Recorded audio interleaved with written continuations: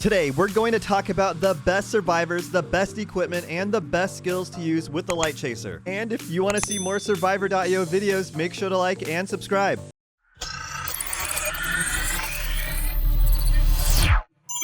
The Lightchaser is an S-grade melee-styled weapon in Survivor.io with 5 unlockable grade skills right here. Attack plus 15%, all attack intervals negative 15%, triggers a backward slash every 5 attacks, attack plus 25%, and leaves behind a sword array every 10 attacks. The red skill here is very interesting. Once you get the Lightchaser to a legendary grade, you will unlock this skill that will leave behind a sword array every 10 attacks. And that sword array can cause a lot of damage around your survivor. By default, the Lightchaser and Void Power, they're both S-grade weapons, have higher base stats and higher attack increases provided by grade skills than normal weapons. In addition, there are other pros when using the Lightchaser. So let's go over the pros and cons. The Lightchaser deals AoE damage. It's great against mobs. It can deflect bullets, though sometimes there is no use to grab the Guardian unless you need the knockback effect. It has good frontal attack and it can cause a lot of damage very quickly. On the other hand, the Lightchaser is not essentially the best weapon to use against bosses,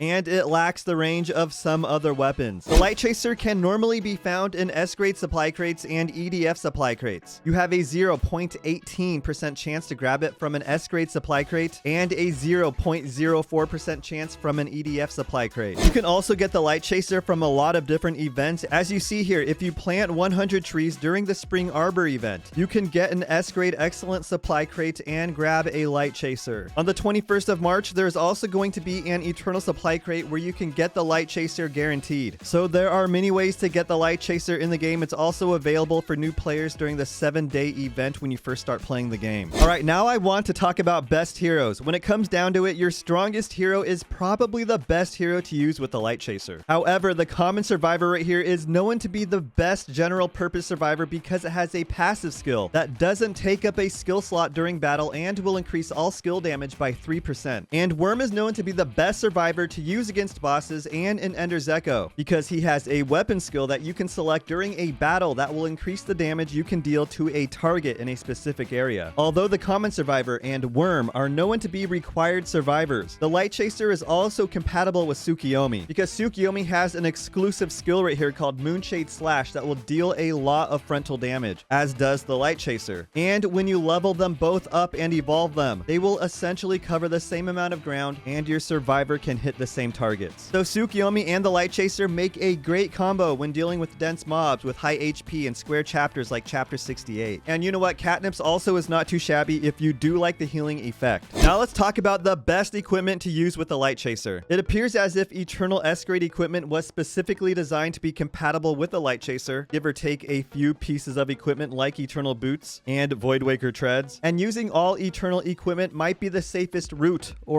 whichever word you like to use. I don't know. I like root. By default, S-grade equipment will have a higher base stat like this attack right here and increase your attack or HP by a higher percentage than normal gear. For example, this level 1 kunai has 231 attack and its grade skills will increase your attack by 25%, whereas this level 1 Lightchaser has 347 attack and will increase your attack by 40%. The Eternal Necklace will increase all passive effects in battle, which can be great to decrease the Lightchaser's cooldown and increase your overall attack. The Trendy Charm Necklace is also a great choice because it can reduce your cooldown by a percentage. The Metal Neckguard might be hard for some players to use, but if you can figure it out, it's quite fun. It has 2 skills that can increase the passive effects you choose first and last during a battle. So if you select something like the Energy Cube as your first passive skill during a battle, you can increase your cooldown by even more. Eternal Gloves increase your crit rate and crit damage, which is great. But Survivor.io has a lot of interesting gloves. Voldwaker Handguards can insta-kill non-boss enemies and deal additional damage to bosses and enemies in an area around your survivor. Fingerless Gloves can also insta-kill non-boss monsters and increase your damage by a percentage for every 200 monsters killed, up to 30%. Shiny Wrist Guards can cause an explosion when monsters die that can set off a train reaction, killing mobs instantly. And so on. There are so many gloves, so little time. The Eternal Suit will revive you twice during a battle as well as increase your attack and movement speed by 15% after revival. The full Metal Suit is a decent alternative, but I would not take this to a legendary grade. The Eternal Belt will increase the revival effect and trigger invincibility when damaged, which in addition will give you a 50% attack boost for 3 seconds. And the Stylish Belt is another great belt that gives you a shield and grants immunity for every 200 monsters killed, which can be very effective against mobs. The Way Sensor will increase your movement speed by 20% when your HP is above 50%. And if you are using Voldwaker Treads, you might find this helpful, as it can potentially help you deal more damage depending on your target's movement speed. And Eternal Boots will leave a trail of fire behind your survivor, which can remove lasting damage from the ground and deal damage as well as slow enemies down. Voldwaker Treads are also a great choice. They might even be the best choice because they will increase your movement speed by 10% for every 500 monsters killed and increase proportionate damage against enemies with lower movement speed than you. And that goes all the way up to 50%. So Voldwaker Treads can essentially deal a lot of damage. We also have Light Runners here. The Lightchaser can destroy mobs and Light Runners can make use of that. As you see here, they have an epic skill that says damage plus 20% for 3 seconds after killing an enemy. So just like with Voldwaker Treads, Light Runners can also increase your damage. Army Boots are also interesting, but not the most recommended piece of equipment. You can gain Inspire after killing elites and bosses, which will increase your movement speed and reduce skill cooldown. So they're actually quite interesting. At the end of the day, there are many different builds enjoyed by many different players. And if something seems fun and is working for you, then keep on using it. If you have a great build, let's hear it in the comments below. All right, let's talk about the best skills to use with the Lightchaser. The best skills to use with the Lightchaser depend on the situation. However, one thing that sticks out is that the Lightchaser is not essentially a boss killer. So you may need to use skills designed to be effective against single targets, like the drones or the lightning emitter. On the other hand, the best passive skills to use with the Lightchaser are the Energy Cube, High Power Bullet, HE Fuel, and Ammo Thruster. The Energy Cube decreases your cooldown, the High Power Bullet increases attack, HE Fuel increases distance, and the Ammo Thruster increases the speed of your projectiles. In addition, Ronin Ayori is compatible with the Lightchaser. You need to grab Ronin Ayori in order to evolve the Lightchaser into Eternal Light. Thank you so much for watching. If you have any questions or tips about the Lightchaser, please leave a comment on this video. Smash like and subscribe. I'll see you later.